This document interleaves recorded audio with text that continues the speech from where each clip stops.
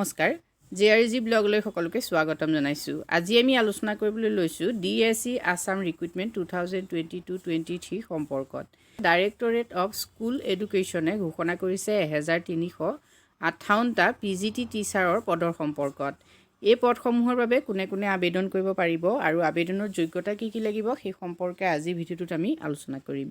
পদসমূহৰ ওপৰত সবিশেষ আপোনালোকে চাই লওক নেম অফ পোষ্ট হ'ল post graduate teacher Number of post hole 1385. Education qualification hole postgraduate and B.Ed. Age limit candidate should be between 28 to 38 years. অৰ্থাৎ যদি জেনেৰেল হয় তেতিয়াহ'লে 21 ৰ পৰা 38 yearsৰ ভিতৰত আপোনালোকে এপ্লাই কৰিব পাৰিব অৱশ্যে এজ ইলেকশ্যন থাকিব অসম চৰকাৰৰ ৰুল অনুসৰি এজ ইলেকশ্যন থাকিব ইলেকশ্যন প্ৰসেস যেহেতু মেৰিট লিষ্ট বেচিছত হ'ব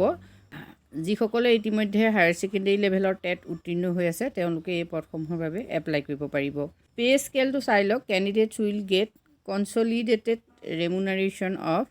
22,000 to 97,000 পাৰ মান্থ এই পদসমূহৰ বাবে যদি আপোনালোকে আবেদন কৰিব খুজিছে তেতিয়াহ'লে DSE ৰ যি ওয়েবসাইট আছে সেই ওয়েবসাইটত গৈ আপোনালোকে এপ্লাই কৰিব পাৰিব কিন্তু তাৰ আগতে আপোনালোকে যিখন অফিচিয়েল নোটিফিকেশন এই তথ্যখিনি পঢ়ি ল'ব যেহেতু আসামিজ মিডিয়াম স্কুলত যদি আপুনি এপ্লাই কৰে তেতিয়াহ'লে আসামিজত আপুনি SSLC পাছ হ'ব লাগিব আৰু বড়ো ভাষাৰ স্কুলৰ বাবে আপুনি SSLC বড়ো ভাষাত পাছ হ'ব লাগিব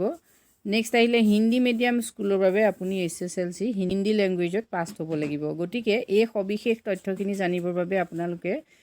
যিখন অফিচিয়েল নোটিফিকেশন আছে সেইখন আপোনালোকে চাই ল'ব তেতিয়াহে আপোনালোকে এপ্লাই কৰিব পাৰিব আজি ভিডিঅ'টোত আমি এইখিনি তথ্য আপোনালোকৰ বাবে আগবঢ়াইছো যদি উপকৃত হৈছে কমেন্ট কৰি জনাব ধন্যবাদ